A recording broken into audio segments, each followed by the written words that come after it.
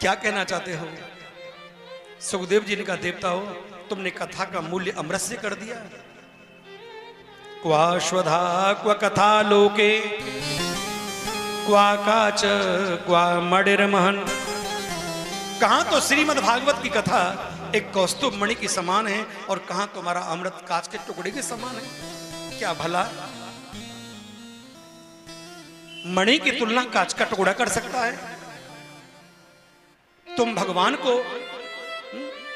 धन के बल पर खरीदना चाहते हो? भक्ति बाजार का सौदा नहीं है कि पैसा दो भक्ति मिल जाए, कि भक्ति मिले बाजार में तो सवई भक्त है जान, कि भक्ति मिले बाजार में तो सवई भक्त है जाए, और नरक कुंड खाली रहे बैकुंठ में ऊना समाए। फिर तो बैकुंठ में ऊना समाएंगे, इतनी जनता है। भक्ति बाजार का सौदा ना है।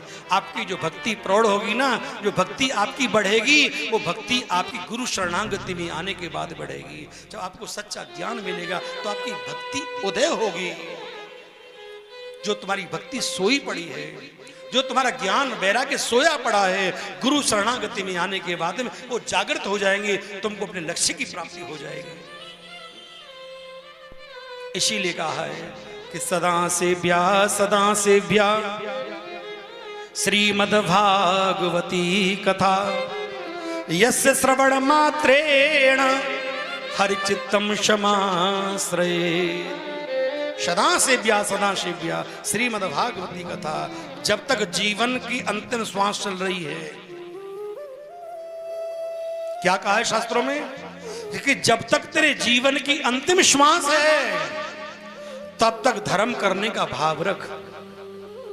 ना मालूम कौन से गुण पर दया निधि रीझ जाते हैं, यही सब वेद कहते हैं, यही सदग्रंथ कहते हैं। न जाने कौन से गुण पर दया निधि रीझ जाते हैं।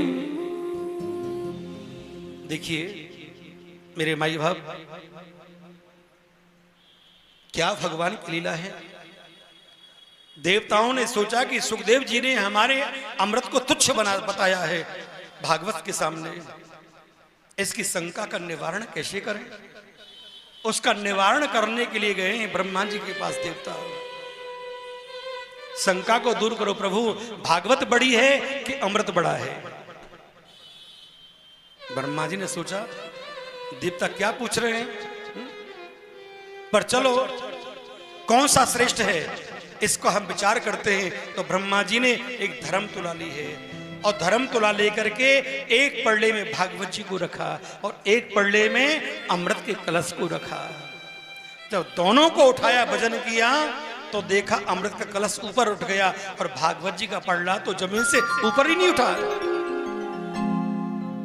फिर एक पल्ले में शबरे वेद पुराण रख दिए, अमृत का कलश रख दिया, सब कुछ रख दिया प्यारे, और एक पल्ले में अकेली भागवत जी को रखा। फिर तोला तो देखा सब अधर हो गए, भागवत जी तो उठी नहीं। तो ब्रह्मा जी समझ गए हैं, ब्रह्मांड का देवता हो, भागवत कोई किताब नहीं है, अरे भागवत तो स्वयं कृष्ण है।